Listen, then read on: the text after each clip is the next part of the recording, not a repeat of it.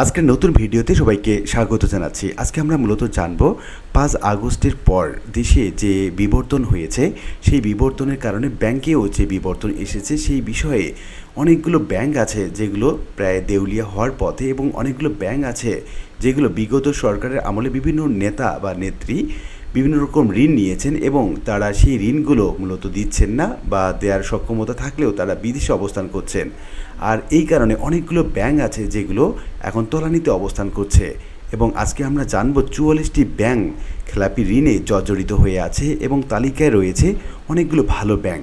এই ব্যাংক কোনগুলো সেই সম্পর্কে আমরা বিস্তারিত জানব এবং আজকের এই ভিডিও থেকে আপনারা জানতে পারবেন কোন কোন ব্যাংকগুলোতে আপনার ইনভেস্ট করা প্রয়োজন এবং কোন কোন ব্যাংকগুলোতে আপনার একটু অ্যাভয়েড করা উচিত। তো শুরু করা যাক। তো এই সংক্রান্ত একটি প্রতিবেদন দ্য বিজনেস স্ট্যান্ডার্ড নামক একটি পত্রিকা প্রকাশ করে এবং এই পত্রিকার শিরোনামে বলা হচ্ছে 44টি ব্যাংকে খেলাপি ঋণ বেড়েছে, তালিকায় খুব ভালো ভালো ব্যাংকগুলো রয়েছে। পত্রিকায় কী বলা হচ্ছে মূলত সেই সম্পর্কে আমরা এখন জেনে নিচ্ছি। খেলাপি ঋণ কমাতে বাংলাদেশ ব্যাংকের নানা ধরনের সুবিধা দেওয়ার পরও চলতি বছরের জানুয়ারি থেকে মার্চ প্রান্তিকে দেশের 61টি তফসিলি ব্যাংকের মধ্যে 44টি ব্যাংকের খেলাপি ঋণ বেড়েছে। একসঙ্গে এতগুলো ব্যাংকের খেলাপি ঋণ বৃদ্ধি এর আগে কখনো হয়নি বলে জানিয়েছেন কেন্দ্রীয় ব্যাংকের কর্মকর্তারা। কেবল দুর্বল ব্যাংক নয়, এবার আর্থিক সূচকে ভালো অবস্থানে থাকা city bank, prime bank, bank Asia, Uttara bank এবং বিদেশি মালিকানাধীন স্ট্যান্ডার্ড ব্যাংকও উল্লেখযোগ্য পরিমাণে খেলাপিতে পড়েছে।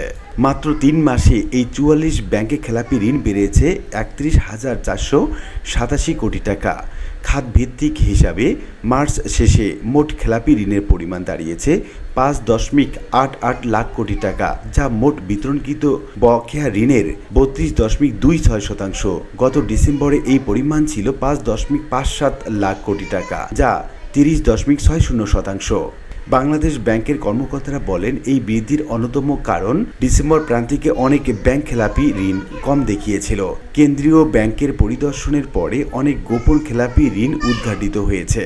এছাড়া নানা কারণে ব্যবসা বাণিজ্যে চাপে থাকায় ঋণ আদায় ব্যাহত হয়েছে। এসব কারণেও খেলাপি ঋণ বেড়েছে। এই ঋণ খেলাপির রাষ্ট্রায়ত্ত ব্যাংক অর্থাৎ 6টির মধ্যে 4টি অবনতি হয়েছে। 6 রাষ্ট্রায়ত্ত ব্যাংকে খেলাপি ঋণ বেড়েছে 3,677 কোটি টাকা। বর্তমানে এসব ব্যাংকে খেলাপি ঋণের পরিমাণ 1,49,785 কোটি টাকা, যা তাদের মোট ঋণের 45.85%। গত 3 মাসে রাষ্ট্রায়ত্ত 4 ব্যাংকেই খেলাপি ঋণ বেড়েছে। সবচেয়ে বেশি বেড়েছে জনতা ব্যাংকে 2,258 কোটি টাকা, বেড়ে দাঁড়িয়েছে 75,000 কোটি টাকা, যা ব্যাংকটির মোট ঋণের প্রায় 74%। এছাড়া রূপালী ব্যাংকে 688 কোটি টাকা, অগ্রণী ব্যাংকে 284 কোটি টাকা, বেসিক ব্যাংক লিমিটেডের খেলাপি ঋণ 11 কোটি টাকা বেড়েছে। এখন আমরা দেখে নিচ্ছি সবচেয়ে বেশি চাপে বেসরকারি যে ব্যাংকগুলো রয়েছে সেই সম্পর্কে। গত 3 মাসে বেসরকারি খাতের ব্যাংকগুলোই সবচেয়ে বেশি খেলাপি ঋণ বেড়েছে। মার্চ প্রান্তিকে শেষে 43টি বেসরকারি ব্যাংকের খেলাপি ঋণ 26,903 কোটি টাকা বেড়ে 4,16,000 কোটি টাকা দাঁড়িয়েছে, যা মোট ঋণের 30.11%। বেসরকারি খাতে 43টি ব্যাংকের মধ্যে 34টি খেলাপি ঋণ বৃদ্ধি পেয়েছে। এর মধ্যে আর্থিকভাবে ভালো অবস্থানে থাকা অনেক ব্যাংকেরও খেলাপি ঋণ বেড়েছে। খেলাপি ঋণ বৃদ্ধিতে শীর্ষে রয়েছে আইএফআইসি ব্যাংক। মার্চ প্রান্তিকে ব্যাংকটির খেলাপি ঋণ 4,683 কোটি টাকা বেড়ে দাঁড়িয়েছে 28,174 কোটি টাকায়, যা মোট ঋণের 63%। এরপর ইসলামী ব্যাংক বাংলাদেশ খেলাপি ঋণ বেড়েছে 3,514 কোটি টাকা, এক্সিম ব্যাংকের বেড়েছে 3,320 কোটি টাকা এবং ইউনাইটেড কমার্শিয়াল ব্যাংকের খেলাপি ঋণ বেড়েছে 2,942 কোটি টাকা।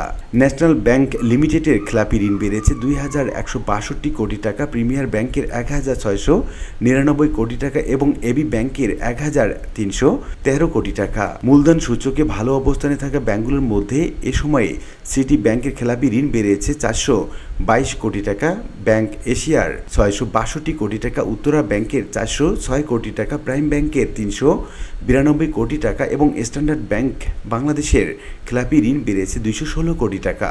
এছাড়া আল আরাফা ইসলামী ব্যাংকের 917 কোটি টাকা, ফার্স্ট সিকিউরিটি ইসলামী ব্যাংকে 726 কোটি টাকা, ঢাকা ব্যাংকে 453 কোটি টাকা, ডাচ বাংলা ব্যাংকের 218 কোটি টাকা, ইস্টার্ন ব্যাংকের 211 কোটি টাকা, গ্লোবাল ইসলামী ব্যাংকের 193 কোটি টাকা, বেঙ্গল কমার্শিয়াল ব্যাংকের 31 কোটি টাকা এবং commercial Bangladesh commerce bank limited 13 কোটি টাকা খেলাপি ঋণ বেড়েছে। কেবল বাণিজ্যিক ব্যাংক নয়, মার্চ প্রান্তিকে বিশেষায়িত 3টি ব্যাংকেও খেলাপি ঋণ বেড়েছে। 3 মাসে কৃষি ব্যাংকে খেলাপি ঋণ বেড়েছে 396 কোটি টাকা, প্রবাসী কল্যাণ ব্যাংকের 34 কোটি টাকা এবং রাজশাহী কৃষি উন্নয়ন ব্যাংকের খেলাপি ঋণ বেড়েছে 199 কোটি টাকা। এছাড়া বিদেশি HSBC Bangladesh, standard bank Bangladesh এবং স্টেট ব্যাংক অফ ইন্ডিয়াও খেলাপি ঋণ বেড়েছে। এই খেলাপি ঋণ বৃদ্ধি পাওয়ার কারণে ব্যাংকাররা কি বলছেন সে সম্পর্কে আমরা বিস্তারিত জেনে নিচ্ছি। মিউচুয়াল ট্রাস্ট ব্যাংকের ব্যবস্থাপনা পরিচালক এবং প্রধান সিইও সৈয়দ মাহবুবুর রহমান, অর্থনৈতিক স্থবিরতার কারণে ব্যবসার প্রসার বাধাগ্রস্ত হচ্ছে এবং ঋণ পরিশোধের সক্ষমতা দুর্বল হয়ে পড়েছে। এর ফলে কিছু বড় ঋণ গ্রহীতা ক্রমবর্ধমান কেন্দ্রীয় ব্যাংকের নীতি সহায়তার উপর নির্ভরশীল হয়ে পড়েছে। এনআরবিসি ব্যাংকের ব্যবস্থাপনা পরিচালক এবং সিইও মোহাম্মদ তৌহিদুল আলম খান খেলাপি ঋণের বৃদ্ধির পেছনে 5টি মূল কারণ চিহ্নিত করেছেন। তিনি বলেন, কঠোর নজরদারির কারণে আগে গোপন রাখা খেলাপি ঋণগুলো এখন প্রকাশ্যে আসছে। একই সঙ্গে ঋণ স্থগিতাদেশ এবং বিলম্বে পরিশোধ সুবিধার মেয়াদ শেষ হয়ে যাওয়ায় ব্যাংকগুলো চাপে থাকা হিসাবগুলোতে আবার শ্রেণীকরণ করতে বাধ্য হচ্ছে। তিনি বলেন, মূল্যস্ফীতি, ঋণের সুদ হার বৃদ্ধি এবং বিশ্ব বাণিজ্যে বিঘ্ন ঘটার কারণে নগদ প্রবাহ সংকুচিত হচ্ছে। এর পাশাপাশি ঋণ মূল্যায়ন এবং জামানতের অবমূল্যায়নের ক্ষেত্রে সুশাসনের দুর্বলতাও একটি বড় কারণ। এছাড়া ঋণ অনুমোদনের সিদ্ধান্তে রাজনৈতিক হস্তক্ষেপ প্রভাবশালী ঋণ গ্রহীতাদের মধ্যে ইচ্ছাকৃত খেলাপির সংস্কৃতিকে উৎসাহিত করেছে বলেও তিনি মন্তব্য করেন। তো উল্লিখিত বিভিন্ন আলোচনা থেকে আমরা এইটুকু বলতে পারি যে বর্তমান ব্যাংক খাতে একটি চরম অবস্থা যাচ্ছে, যেখানে 44টি ব্যাংকে খেলাপি ঋণ বেড়েছে। তালিকায় বড় বড় ব্যাংকগুলো রয়েছে এবং এই ব্যাংকগুলো যদি খেলাপি ঋণ বৃদ্ধি পেতে থাকে তাহলে এই ব্যাংকগুলো একসময় দেউলিয়া কিংবা অনেক খারাপ অবস্থা পার করবে। আশা করি বিষয়টি বুঝতে পেরেছেন। আর আজকে ভিডিওটি এ পর্যন্ত। ভিডিওটি ভালো লাগলে লাইক কমেন্ট করতে ভুলবেন না এবং দেখা হবে অন্য কোনো ভিডিওতে। সে পর্যন্ত সবাই ভালো থাকবেন এবং এরকম নিয়মিত আপডেট পেতে অবশ্যই চ্যানেলটি সাবস্ক্রাইব করে রাখুন। ধন্যবাদ।